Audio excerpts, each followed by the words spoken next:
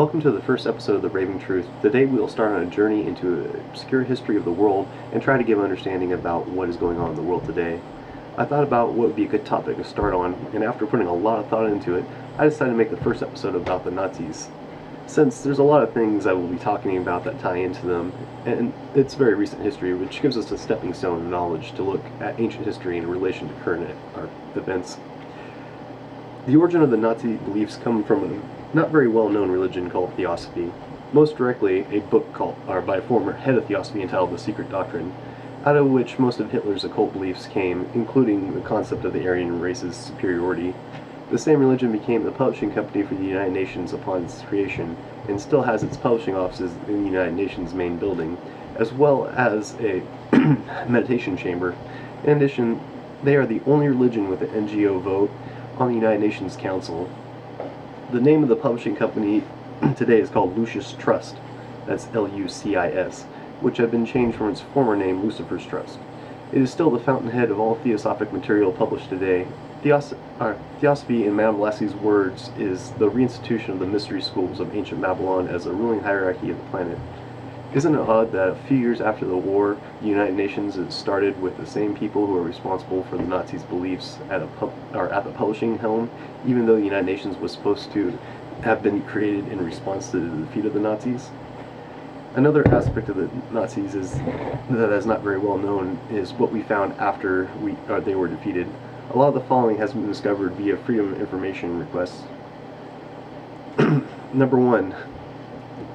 There were over 100 submarines that went missing at the end of the war that were built in a series. 2. Blueprints for a flying device called the Haunebu, that's H-A-U-N-E-B-U, R2, there's actually multiples of these built, were discovered, and it coincidentally looks exactly like the majority of UFO sightings, descriptions, and pictures from the 1930s through the 50s. 3. 10,000 babies and children that were being raised in state-run eugenics centers disappeared at the end of the war. Plans for a base in Antarctica that would Part 4. Plans for a base in Antarctica that would house over 100,000 people were discovered. 5. A few of those missing subs were found in South America. 6. The skeleton that was claimed to be Hitler's was discovered to be a woman's skeleton and not his. And the funny note is that the History Channel actually did an episode trying to claim that Hitler was a woman the whole time as sort of like a way to sort of distract people of this fact that was discovered. You can actually look it up and find the documentary. It was actually released within days of this discovery being made and was hastily thrown together as if they wanted to try and cover it up as much as possible. But I digress. 7. Operation High Jump, where Admiral Byrd went with an entire U.S. naval fleet to Antarctica right after World War II, and it was armed as if it was going to war and came back with only 1/3 of the fleet and blamed the losses of the other 2/3 of life on cold weather, when this was Admiral Byrd's third expedition to Antarctica. 8. The day Russia was invading Berlin, 4 Nazi submarines surfaced off of coastal cities, and an ultimatum was sent to the President of the United States to surrender to them, or they would detonate H-bombs in 4 coastal cities. This was discovered through a Freedom of Information request, but our response to the ultimatum is still classified. If we said no, why is it still deemed classified worthy? Now that we've taken a look at the facts, let's connect the dots. Basically, you have proof that Hitler didn't die where history claims he did. You have proof that 10,000 babies and 100 submarines took off before being captured or destroyed. You have proof that those same submarines were discovered in South America.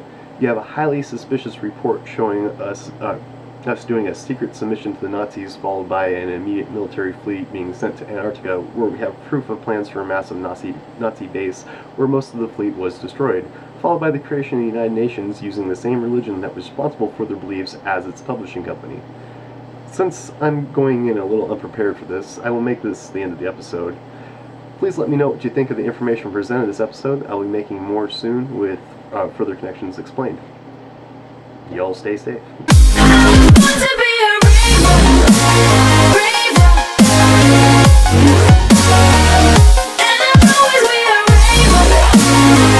Let your hands in the air.